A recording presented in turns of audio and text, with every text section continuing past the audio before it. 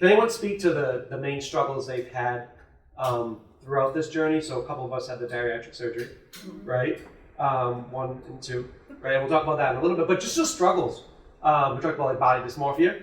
Oh yeah. Right? Can we speak to, and we can get into this, but like, I don't know if anyone had, well, you have a young daughter. I'm sure it's prominent in teenage women, right? Especially before, but now especially with social media. Yeah. Right? Can we speak to first your struggles, anything that pops in your head, whoever wants to? My whole life was a struggle with weight. I remember vividly, because I grew up in the 80s, and that was all about no fat, everything was diet, Weight Watchers, diet, and that was the kind of the culture that I was indoctrinated into for as young as I can remember, and being told at like 10 years old that you're overweight is a little crushing, and being like, you have to like weigh yourself in and stuff like that. So that whole relationship with food and adults making comments about eating a little too much, it really kind of sets the course for a lot of, I'd say, destructive relationships with food. Yeah. So my whole life has been an up and down roller coaster in terms of that. And then going through the emotions of, I want to accept myself and who I am, but then your health is going downhill because of the weight that was happening with me. And it was like, no matter what you did, it was like you're hitting a roadblock. You were trying everything. I had medical issues that were preventing me from losing the weight. So it was tough. And it is disheartening when you hit that plateau, and then when you have nobody telling you what you need to do. For the longest time, they're like, well, you just have to keep going. But it's like, okay, well, I'm hitting a plateau. You get discouraged. Yeah, and you stop everything because you're like, well, all this work is for nothing. So I'm just going to go right back to whatever. So having somebody be like, all right, let's take a look. We did that at what's going on. So you're like, protein is very hard. It's very difficult to really, you don't think about it. You think, oh, I have enough protein, but you don't think about actually how much protein you have to take. And it's even more difficult for somebody like me and her who have smaller stomachs because of the surgery, where we can't eat as much in one sitting. So we have to really, really, really focus with how much we have to be able to intake without getting sick. Yeah, and yes. I also want people to understand, just because you have the surgery doesn't mean you lose the weight. It's just a tool. No, it's just a start. It just right? And it's not cheating. No. But you still, because I've talked to people, and like, you could have the bariatric surgery and still weigh the same or more. Right. You could gain it back. You could gain it back. And then some, yeah. And you can literally not lose a pound if you don't change your actual. And the hard part I know for me is now, because now it's the maintenance of it all. I think it's hard for anybody. Which is it's a lifetime. It's a lifetime, because it's not just a diet, because that's, to me, that's diet culture. It's a lot. You're changing your whole way of thinking and how you approach. It's a lifestyle. Yeah, how you approach everything. And I think that goes with any kind of fitness journey or weight loss journey.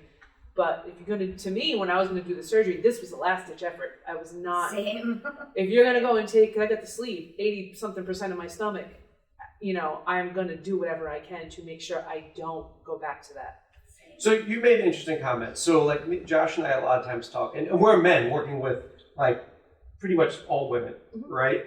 But I mean, he's trained, I'm trained. So our job is to tell you the truth, whether you want to hear it or not, right? Because if you don't, and I was telling Mariah, like, if you don't get results, like, I'll give you buy a supplement or not, but if you don't get results, you're not going to stick with it. Right. Point blank. And you're not going to tell your friends and all that. But like, my job is to tell you the truth. And I had a lady, we do the meeting, and some people either, and I see this a lot with women, they don't make themselves a priority or their health. Yep. They view their health as an expense, not versus an investment. Or they, financially, they just don't want to dish out the money, whatever it is.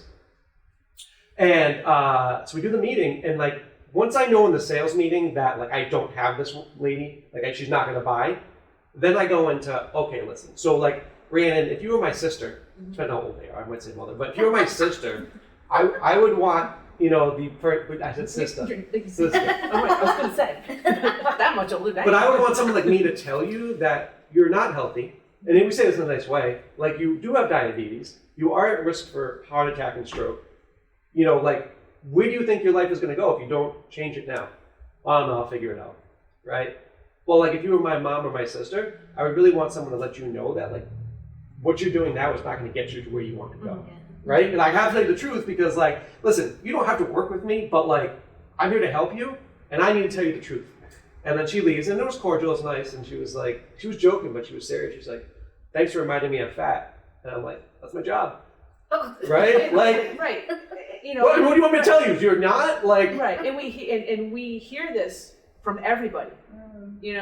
So you're like, you go to a doctor, you're like, my knee hurts. Well, you have to lose weight. Yes, you know the first thing. And the thing is, it's like until you're actually ready sure to actually make that change, you have to fix this. Right. This is the big thing. You can do all the surgeries, all the things you want to do, but if you don't fix this and really work on this every single day, it is not going to work. Yeah. So, and that's what we try to do. I have to make you aware because if you're not aware, like people does anyone get stagnant? Like when you were heavier, like, oh yeah, you're like, this is fine. Yeah. Everything's fine. It's not, I'm great. just accept it. That's I don't want to do the work because I already did it, or gained it back, and then I get tired. Yeah, I so. gave up. I like threw away the Get scale. bored. I'm like, I don't want to get bored, make excuses. Make excuses, Yeah. right? So, and this could be a controversial topic, but from your standpoint, obviously you can be beautiful at any size. I don't think that's an issue at all. Like, but if you're 50, 60, 70 pounds overweight, you're not healthy. Yeah. No. Right? And so I think in a lot of times society today, especially with women, it's frowned upon. I mean, I don't think you should do it on the street if you don't know the person, right? But like, it's frowned upon to be like, I'll just use Sandy example. Sandy, like, yeah, you're beautiful, I get that, but you're not healthy, right? It's almost like you can't say that to somebody anymore. It's almost like, you look great, don't change a thing. It's that whole thing where like, Lizzo's beautiful and great, but if someone calls you and compares you to Lizzo, like that's offensive, right? So it's like the two different. So as women, how do you feel about that? I mean, I don't suggest that anyone makes anyone feel bad, but like to have somebody to tell you like, hey Jen, like you should lose the weight because you're a mom, right? Like if you have diabetes, you're gonna die earlier, right? That's a stat. What do you feel about that? Especially from coming from women who did have extra weight on them. What are your thoughts? I would never go up to somebody and assume their health. You know what I mean? So that's kind of a gray area to me anyway. So I know for myself, my weight was killing me. Sure. On many levels. So, but I would never like just assume that if somebody was heavier. It'd be somebody you know. For somebody that I knew and I knew their health, then yeah, I would talk to them about it. I've done it. I think there are good and bad ways to do it. Right. Like, Especially if to, they like, approach. Right. If they approach me, then I'm going to be like, okay, well, let's work with this. Yeah, so this would be somebody like obviously you know you were close with, right? Because you, just from a physical therapy standpoint, if you're 30 pounds overweight and you have knee pain, there's pretty much nothing I'm going to do for physical therapy to fix your knee pain until you lose the 30 pounds. Right? No, it's true. And it's something that we know, but it's hard to hear that. Like, but is it better? Constantly hear that. That's but in a constructive way, right? Because if you don't hear it, if people are afraid to tell people, like, listen, as a guy, like this is what happens. Like, Josh busts me up, guys at the gym bust me up. It's like you're getting a belly, right? Yeah. I am. Right? But what do? I was at the gym 2 times the other day. You know, like I changed my eating. Guys can do that. Guys can get away with that. You know, Josh, I want you to tell me, bust me up. Right? We take it a little bit different. This is what I'm saying, right? Yeah. So is it that it's hard to sell that to a woman? Should we not do that? Like, well, you had extra weight on you. Did you want someone not to say anything? Or like how do you handle that? I think it depended who said it. Yeah. Because I know, like, my whole life, my mom would say, like, repeatedly, like, remind me that I was overweight. And I'm like, all right, Mom, like, I get it. Like, I'm very aware. That's probably the hardest one, I think. Yeah. Mom. Like, I love my mom. Like, nothing against her. That is It's just the the way they one say thing it. that she Yes. always said growing up. That I was just like, all right. Yes. And she's always been in better shape than me, so that always made it a little tough. But Yeah. I'm finally, I think, at the same weight as her, and she's a little jealous of that. You're like- but I'm happy. And I'm like less than my mother, so it's really weird. Have you seen that people have been jealous of your weight loss? I haven't. I haven't If they have, I so don't care that I'm just like whatever. You know, I've had people tell me that because I'm doing it that I'm fat phobic, I've had people tell me Which that. is ridiculous. Which I'm all like, That's- yeah, wow. that's so wrong. I'm like, okay, you're gonna think what you want, But I've had a lot of support. I was really lucky with that. But going back to, I think you guys should continue being upfront and honest with people. Well, we're always coming from Yeah. a professional standpoint. And- Again, I'm not yelling. People down the street, you do what you want. I'm not like, yo, you. Right. Get over here. But it's if you're coming in here because you say you're a weight, Right, you're right. a transformation studio, that you're not here to just take somebody's money like the big box gyms that are we're going to say all these promises and not deliver a thing. But I think society as a whole has a hard time with, they want a quick fix. Sure. They have a Yes. real hard time We live with, in that kind of a world now. right, where everything is everything's so right at your like fingertips. this. I want a pill, I want this fad diet, I want this, I want that, I want this. And for them to be like, I have to do this for the rest of my life. Yes. Yeah, You you do. do. You Well, have to change everything. So from my standpoint, that's why people will pay $15,000 for plastic surgery or for whatever, Right. and they won't pay like $100 a month for a gym, Right. right? Because anything instant. So I see it a lot of times here. People will lose weight, and then something happens in their life where something negative happens, or like they spiral. Mm-hmm. And you know what happens? They stop working out. And that's this. And you know what happens? They put. I can follow them on Instagram. They put the weight back on. Yeah. Right? Because there's no way, if you're doing all this and you're working out 3-4 times a week and you're eating better and you stop that, there's no way you're going to keep it off, right? No. I mean, some people like us, like you work out because you like to eat, right? You like to eat a lot of sweets. I do. If you stopped working out, what would happen? Oh, Every fit we're not person I going to know find is like out. that. Every fit person I know, I love it. And it's, I grew up Italian, and food is love, and Yeah. it's eat more. But what I do find is I get a lot of, I don't want to say flack because it's never out loud, but I can always tell.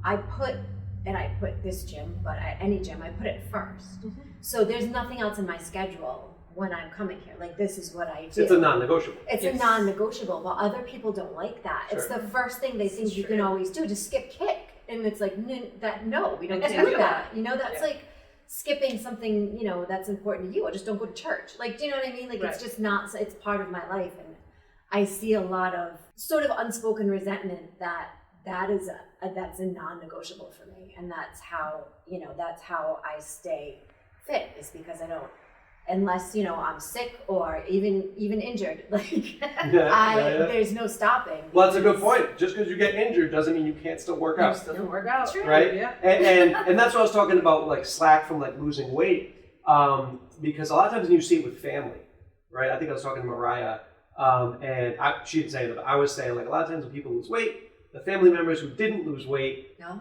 like they try to get on you. They try to make you feel guilty. It's like the bucket of crabs. Like you don't need to put a lid on a bucket of crabs because when one crab tries to crawl out of the bucket, the other ones pull them down. Yep. Right? And so people do that to other people. And listen, I've been muscular, my whole life pretty much. You know how many times I've heard, is that a medium?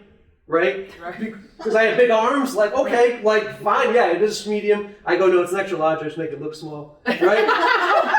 Like, I probably hear that once a week, right? So you just gotta kind of like let it roll off you because you're on your own journey and no one else is on that journey with you, right? You could have support, but like Mariah's journey, you lost how many pounds?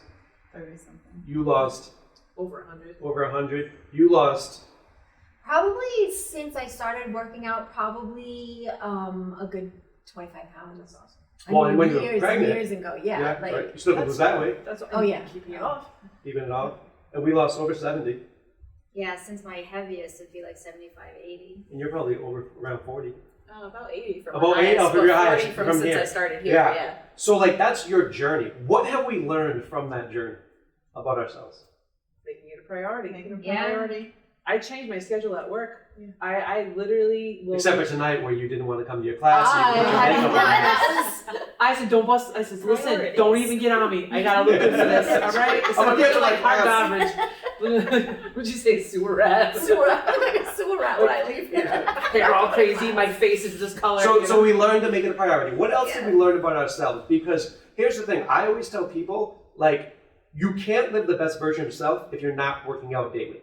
Right. Like legit. There's other benefits of working out versus weight loss. Clearing your head, making friends, getting stronger. especially for women as they get over 35, 40, your muscle mass and bone mass decreases faster, right? So like functionality, like what you're doing, being able to enjoy life. You've ever seen those people who they're 60 but they're overweight, they can't move? Oh, yeah. How are you supposed to travel? Yeah. That becomes a big issue, right? Like, as you get older, like, and think about this, if you're older and you walk slow, how do you cross the street? We've seen it. Everybody's seen it. You know? Oh, yeah.